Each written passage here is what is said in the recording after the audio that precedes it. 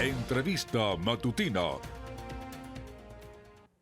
Amigos, bienvenidos a Entrevista Matutina. Nos acompaña Pedro Pablo Fernández, dirigente político de oposición, miembro de la dirección de Unión y Progreso y director general del IFEDEC. Bienvenido, gracias por acompañarnos. Muchas gracias a ti por la invitación y a Venevisión por esta oportunidad de comunicarnos con toda la gente que nos está escuchando esta mañana. Ya cada vez más en frío es posible hacer análisis distintos de lo sucedido el 21 de noviembre. ¿Cómo lo ve usted? Mira, yo veo elementos negativos y positivos. Yo tengo que decirte que yo durante toda la campaña dije que era muy pesimista frente al resultado electoral, pero muy optimista frente a lo que se puede hacer a partir de ahora. Yo creo que perdimos, para hablar del tema negativo, perdimos una oportunidad gigantesca de darle una derrota completa al gobierno. El gobierno demostró en esta elección que con las cajas CLAP, con los bonos, con la presión, con el chantaje, con el ventajismo, con todo lo que utilizan, no son capaces de superar el 20% del electorado. Hay un 80% del país que quiere un cambio. Ese 80% del país no se manifiesta electoralmente, y no se manifiesta electoralmente en buena medida porque el sentimiento que priva en esa población es de frustración. Frustración por muchas razones perfectamente explicables. Hay gente que critica mucho al que se abstiene. Yo no lo critico, yo comprendo perfectamente bien que haya gente que simplemente no quiere participar porque hemos tenido un liderazgo político que ha sido demasiado errático y el error fundamental de ese liderazgo ha sido que ha puesto los intereses de los partidos y los intereses particulares por encima de la necesidad que tiene el país de salir de esto. Es decir, todo el liderazgo político debería estar trabajando por ver cómo le damos al país una salida a esta situación espantosa que estamos viviendo, y eso pasa por la salida del gobierno. Y han privado intereses particulares, intereses personales. Y el punto culminante fue en el 2018 en la elección presidencial. Después de que esa mayoría se manifestó en el 2015 y ganamos 2/3 partes de la Asamblea Nacional, el chavismo no volvió a ganar una elección más nunca en este país. Por una razón inexplicable, bueno, sí tiene explicación, la oposición resolvió llamar a la abstención. Y la explicación digo que sí la tiene porque la razón por la que la oposición se fue por el camino de la abstención, después de haber construido esa mayoría gigantesca, fue que todos querían ser candidatos presidenciales. Leopoldo, Enrique, Henry Ramos, María Corina, todos querían ser candidatos y ninguno fue capaz de decir, oye, mi interés personal no puede estar por encima del interés colectivo que tiene el país y de la necesidad de salir del gobierno. Si nosotros hubiéramos construido en ese momento una candidatura y lo hubiéramos apoyado todos, ya hubiéramos salido de esto. Entonces yo creo que lo que ha privado, y es un poco el resultado que uno tiene en política, no es una cosa que se da por azar o por circunstancias ajenas. Es decir, las cosas que pasan en política se producen por la acción de los actores políticos. Esta derrota inexplicable con 80% del país en contra tiene una razón, y la razón es los errores cometidos. Y repito, el error fundamental es no poner el interés del país por encima de los intereses particulares y partidistas. ¿Se volvió a hacer en esta elección, en la oposición? Se volvió a hacer, privaron los intereses particulares, caso Miranda, por ejemplo, candidatos compitiendo en una gobernación en lugar de ponerse de acuerdo desde el principio para derrotar al gobierno. Eso se repitió a lo largo del país en muchísimos sitios. Mucha gente está ahora haciendo el análisis de que la derrota viene por la falta de unidad de la oposición, y por supuesto que sí, la derrota en Miranda es clarísimamente responsabilidad de un liderazgo político que no fue capaz de ponerse de acuerdo. Pero hay gente que sostiene es que hay que sumar todas las tarjeticas de los partidos y con eso ganamos, y con eso tampoco ganamos. Hay sitios donde fuimos unidos y perdimos. Hay sitios, y aquí quiero yo hablar del punto positivo de esta elección. Yo me recorrí el país, yo me recorrí 150 municipios durante esta campaña, visitando municipio por municipio, acompañando a los candidatos, acompañándolos en sus actividades, y además viendo qué era lo que estaba haciendo cada uno y tratando de ayudar. Lo que uno recoge en el país, en algunos municipios, es hermoso. Candidatos que ganaron, no porque las tarjeticas de los partidos se unieron. A mí me dicen es que tienen que ir unidos, y yo la verdad es que no quiero ir unido con mucha gente que se llama opositora, pero yo, por ejemplo, no puedo ir a una contienda apoyando candidatos de partidos que están judicializados, con directivas puestas por el TCJ. Es decir, hay oposiciones que no se pueden juntar porque tenemos valores distintos, principios distintos. ¿Qué es lo que yo creo que hay que unir? Hay que unir de abajo hacia arriba, hay que unir a los ciudadanos alrededor de un liderazgo. Yo te quiero hablar de dos casos puntuales. Uno es Machiques del Perijá. En el estado Zulia, Manuel Rosales y el PSUV concentraron el 95% de los votos del Estado, en todas partes, en todos los municipios. En Machiques del Perijá hubo un candidato que postulamos nosotros desde Unión y Progreso, que era un candidato que nosotros veíamos que tenía muchísimo potencial, refrescaba el liderazgo, era un tipo con un liderazgo muy claro. Nosotros apoyamos a Vidal con la tarjetica de Unión y Progreso, que nadie sabe en Machiques que esa tarjeta existe. Y Vidal Prieto le ganó a Manuel Rosales y al PSUV, porque unió de abajo hacia arriba. Fueron los ciudadanos que estaban unidos alrededor de un líder que los acompaña, que es solidario, que está con ellos. El otro caso que te quiero mencionar es Carache, Trujillo. Ese municipio es impresionante. El chavismo lo ganó las últimas elecciones con el 80% de los votos. Ese es un municipio que nunca ganó la oposición. Bueno, Johanty Domínguez, un muchacho que andaba en una motico destartalada y en una mula, recorriéndose todas las comunidades campesinas, hablando con la gente, haciendo un trabajo y con un liderazgo bellísimo, sin recursos, Johanty, le ganó la alcaldía al PSUV y le ganó la alcaldía a todo el mundo.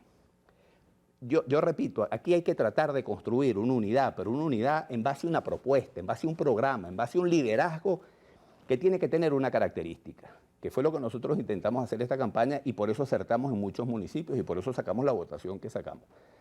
Nosotros fuimos a los municipios a buscar dónde estaban esos líderes que le transmiten a la gente la idea de que ellos están buscando el poder como un instrumento para servir. Es decir, lo que tiene al país destruido es un liderazgo político que ve el poder como un fin. Entonces es toda una lucha por el poder. Nosotros intentamos identificar en cada municipio líderes que estaban buscando ser alcaldes porque querían utilizar la alcaldía como un instrumento para servir. Donde ese liderazgo existe, donde la gente percibe que hay un líder que está preocupado por sus problemas, ganamos. Ganamos sin unidad muchas veces, ganamos unidos en otras. Yo creo que lo que hay que tratar de construir es un liderazgo que sea capaz de unificar a los ciudadanos alrededor de un proyecto, de una idea, de un programa, además de un liderazgo que, repito, busque el poder como un instrumento para servir.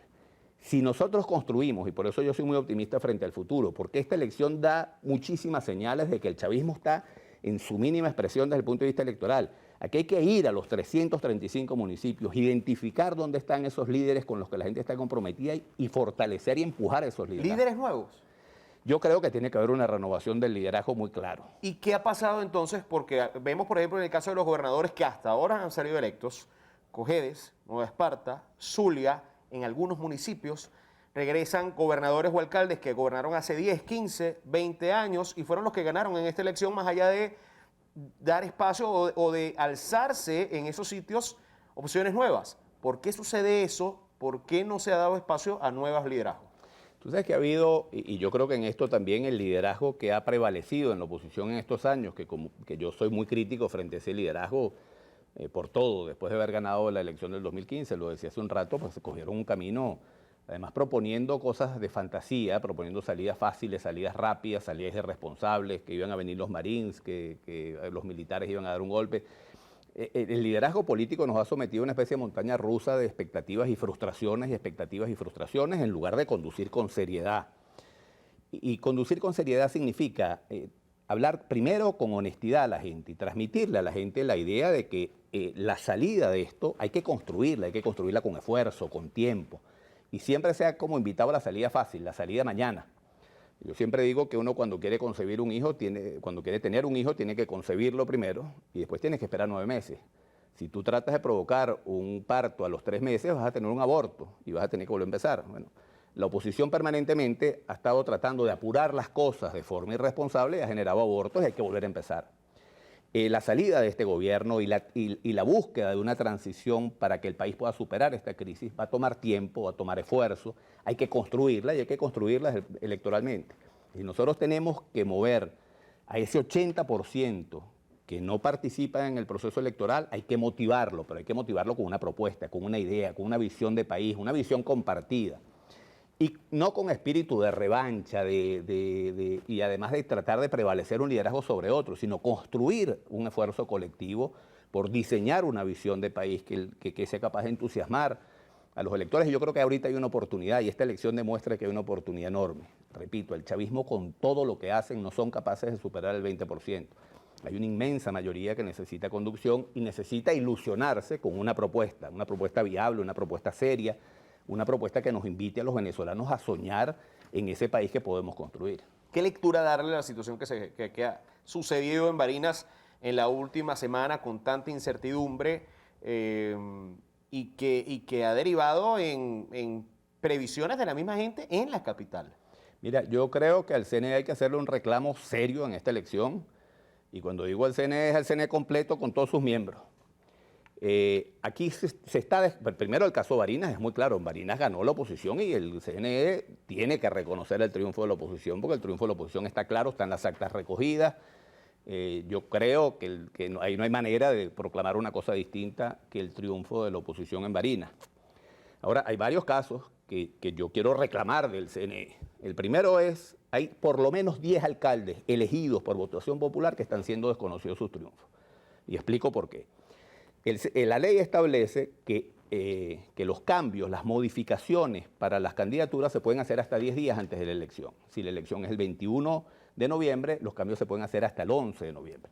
Por cierto, aquí tengo una publicación de Roberto Picón, rector del CNE, que mandó esto por las redes sociales. Los candidatos a los cargos nominales, gobernador, alcalde, concejales, legisladores, pueden ser sustituidos hasta el 11 de noviembre, 10 días antes de la elección según la LOPRE.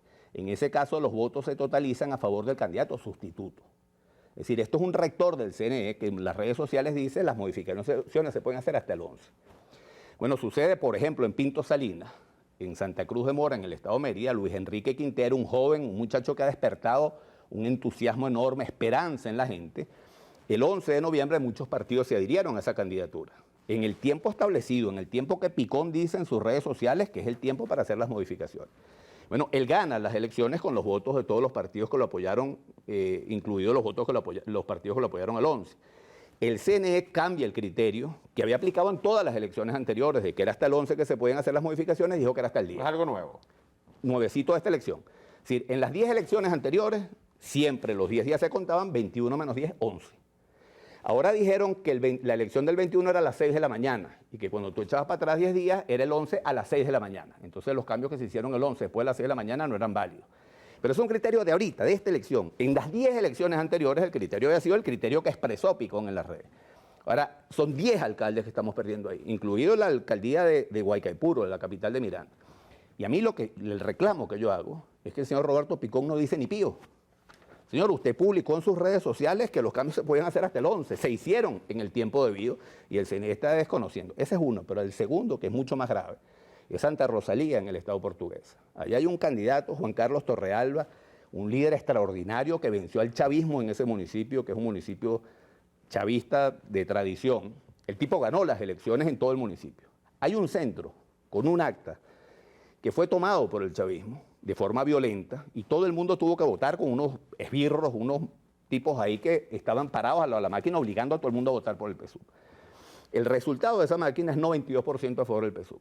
Ese resultado no se corresponde con ninguno de los centros que están alrededor, porque el entorno es un entorno competitivo. El Roberto Picón, rector del CNE, propuso ante la Junta Electoral que esos casos, esas mesas que rompían la estadística tenían que ser anuladas. Bueno, ese municipio lo está perdiendo Juan Carlos Torrealba y el rector Picón no dice ni pío tampoco. Yo exijo de los rectores un poquito más de combate y de espíritu de lucha y defensa de la voluntad popular. La voluntad popular tiene que respetarse en esta elección. Muchísimas gracias por acompañarnos hoy. Gracias. Se nos acabó el tiempo. Muchas gracias. Estuvo con nosotros Pedro Pablo Fernández, dirigente político de oposición, miembro de la dirección del Partido Unión y Progreso y directora general del IFEDEC en entrevista matutina. Amigos, gracias por acompañarnos. Quedan con más de la programación informativa de la mañana de Venevisión. Ya viene nuestra emisión matutina del noticiero. Un fuerte abrazo para todos.